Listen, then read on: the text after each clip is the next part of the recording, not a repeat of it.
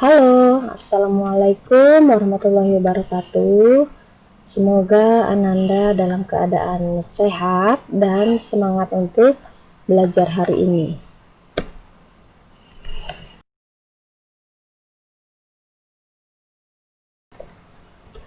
Hari ini kita masuk subtema 3 mengenai globalisasi dan cinta tanah air. Oke, dari gambar di sini ini berupa HP pintar atau HP Android. Nah, dari HP ini sekarang kita bisa mengakses informasi dengan mudah di mana saja dan kapan saja. Nah, ini merupakan kemajuan di bidang telekomunikasi. Kemajuan di era globalisasi ini membuat dunia tanpa batas karena kita bisa mengakses informasi apa saja melalui HP Android ini. Namun, walaupun demikian, kita harus tetap bertindak lokal dan berpikir global. Apa itu bertindak lokal dan berpikir global? Berpikir global dan bertindak lokal adalah bersikap terbuka terhadap perkembangan yang terjadi di seluruh dunia, namun masih menjunjung tinggi budaya sendiri dibandingkan budaya asing. Nah, ini merupakan wujud kita terhadap cinta tanah air.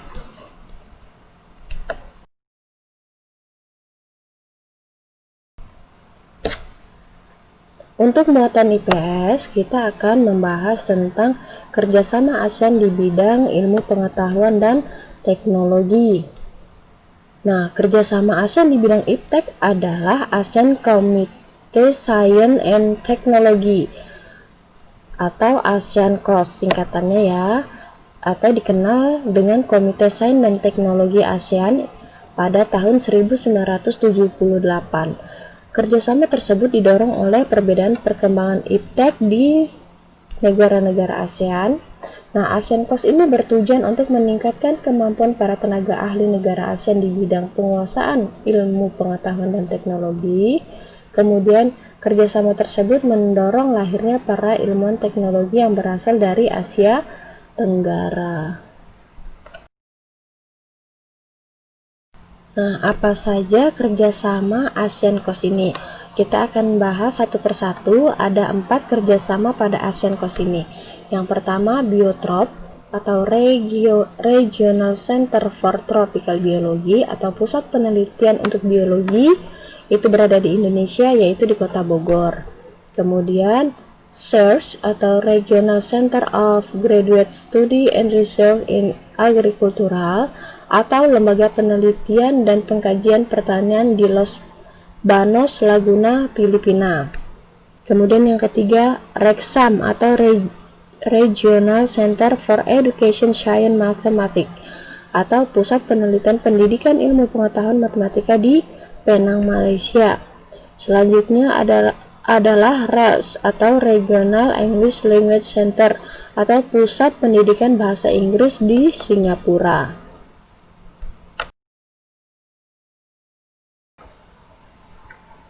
Untuk muatan IPA, kita akan belajar mengenai sumber energi alternatif penghasil energi listrik. Nah, mengapa kita membutuhkan sumber energi alternatif sebagai penghasil energi listrik?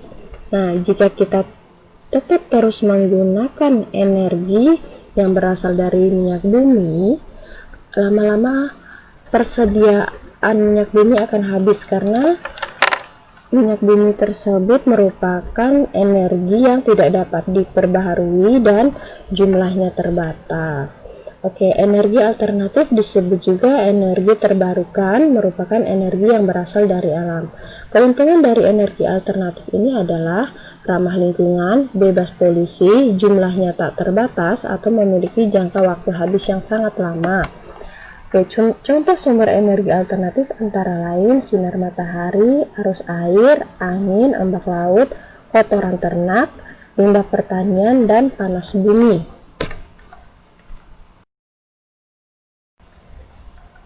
Sebelumnya, Ananda sudah belajar mengenai pembangkit listrik tenaga air.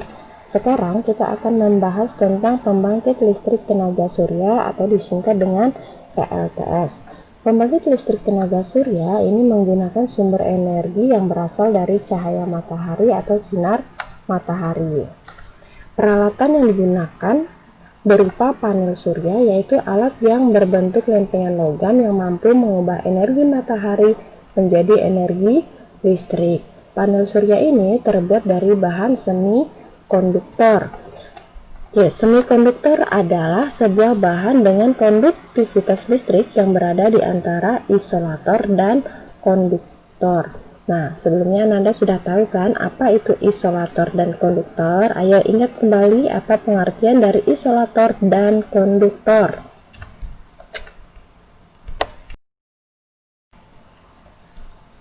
Pada panel surya terdapat sel-sel surya yang disebut sel fotovoltaik atau foto artinya cahaya dan volta artinya listrik. Semakin banyak sel surya yang dihubungkan dan dirakit ke dalam bingkai yang disebut panel surya, maka semakin besar energi listrik yang dihasilkan.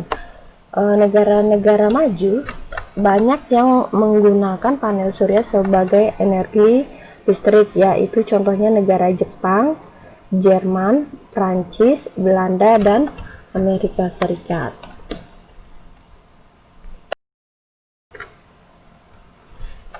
Sekarang kita akan membahas sedikit tentang skema pemanfaatan energi panas matahari oleh panel surya. Yang pertama, energi cahaya atau panas matahari ditangkap oleh panel surya. Nah, panel surya ini mengubah energi cahaya atau panas menjadi arus listrik searah yang disingkat dengan DC atau direct current. Kemudian arus yang dihasilkan menuju solar charger controller. Nah, selanjutnya pada controller ini atau solar charger controller itu mengatur arus DC untuk disimpan di baterai sehingga energi listrik dapat digunakan pada waktu tertentu. Dan arus listrik dari controller ini dialirkan menuju inverter. Inverter mampu mengubah arus listrik DC menjadi arus listrik bolak-balik atau disingkat dengan AC, alternating current. Nah, jadi pada controller ini dia bekerja pada baterai dan inverter. Kemudian jika sudah ada energi yang bisa dirubah, maka arus listrik yang dihasilkan berupa arus listrik DC dari baterai dan arus listrik AC dari inverter dapat dimanfaatkan untuk menghidupkan peralatan elektronik.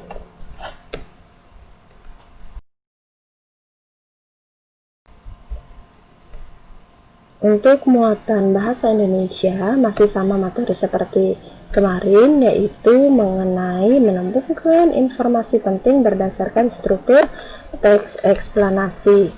Nah, struktur teks eksplanasi ini meliputi pernyataan umum, deret penjelas, dan simpulan. Pernyataan umum itu memuat topik atau permasalahan yang dibahas dalam teks.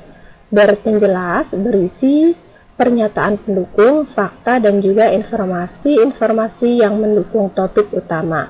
Sedangkan simpulan itu berisi hasil akhir dari uraian yang disampaikan pada bagian pernyataan umum dan juga deret penjelas.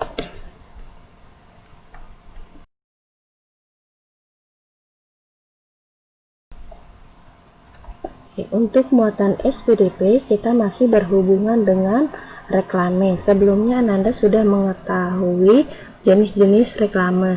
Nah, yang akan kita bahas hari ini itu mengenai brosur. Nah, ciri-ciri brosur yang baik adalah ada kriteria brosur yang dikatakan baik, antara lain judul yang terdapat di dalam brosur berukuran besar dan mudah dibaca oleh pembaca. Kemudian tulisan atau informasi di dalam brosur jelas dan terperinci.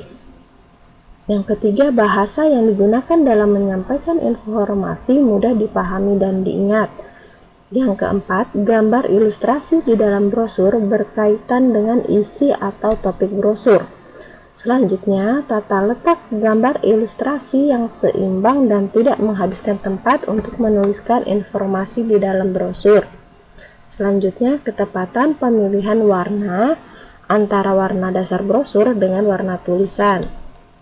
Kemudian yang terakhir, ukuran tidak melebihi dari ketentuan yang ada. Umumnya brosur berukuran A5 atau sama dengan 14 kali 8 dikali 21,0 cm.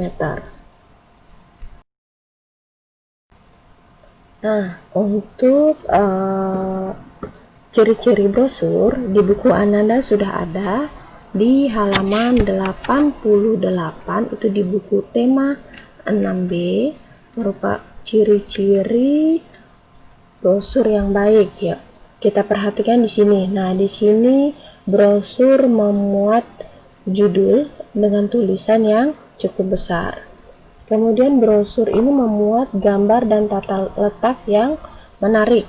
Kemudian brosur ini mempromosikan buku paket literasi anak sehat.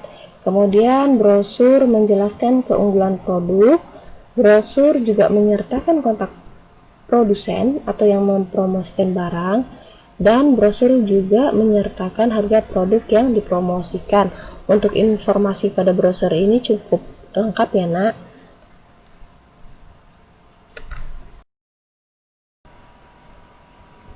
Demikian penjelasan Ustazah untuk pelajaran hari ini. Semoga Ananda paham dan mengerti. Baik, kita tutup pembelajaran kita ini dengan mengucapkan hamdalah, alhamdulillahirrabbilalamin. Sampai ketemu pada pembelajaran berikutnya. Wassalamualaikum warahmatullahi wabarakatuh.